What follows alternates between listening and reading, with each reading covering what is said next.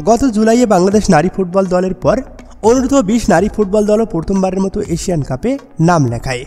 শুক্রবার রাতে অনূর্ধ্ব-17 নারী দল চাইনিজ তাইপেকে হারাতে পারলেই আগামী এপ্রিলে চীনে অনুষ্ঠিত হতে যাওয়া এশিয়ান কাপের মূল পর্বে খেলার সুযোগ পেত বাংলাদেশ। শেষ পর্যন্ত সেই স্বপ্ন আর পূরণ হয়নি।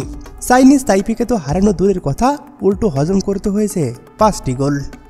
এদিন জর্ডানের আকাবা স্টেডিয়ামে ম্যাচের 9 মিনিটে এগিয়ে যায় চাইনিজ তাইপে। ডি বক্সে ফাউল করে বাংলাদেশের বিপক্ষে প্লান্টির বাঁশি বাজান রেফারি। এই সুযোগটাই কাজে লাগিয়ে গোল আদায় করে নেন চাইনিজ তাইপের উ কাইং শুয়ান। এক গোলে পিছিয়ে থেকেও সেভাবে সুযোগ করতে পারেননি বাংলাদেশ। উল্টো 34 মিনিটে হজম করতে হয়েছে দ্বিতীয় গোল। ফ্রি কিক থেকে উড়ে আসা বল দারুণভাবে জালে পাঠান তাইপের মিডফিল্ডার চুনইয়াং চিয়ান। বিরতির পর কয়েকটা গোছানো খেলা খেললেও আক্রমণ সেভাবে করতে পারেননি সুরভি আখন্দুরা। কয়েকটি আক্রমণ মাঝমাঠ থেকে পেরানোর পথেই রুখে দিয়েছে চাইনিজ তাইপে। বাংলাদেশের প্রতিপক্ষ আক্রমণ ঠেকিয়ে রীতিমতো হয়রান। এর মধ্যে 66 মিনিটে তৃতীয় গোলটি করে বসেন চাইনিজ তাইপে। স্কোর লাইন 3 হওয়ার পর বাংলাদেশের আশা শেষ হয়ে যায়। ম্যাচের বাকি 20 মিনিট খেলায় বাংলাদেশের শরীরী ভাষাও সেই ছাপ। ভুল পাস, বল দখল হারানোর চিত্রই দেখা গেছে।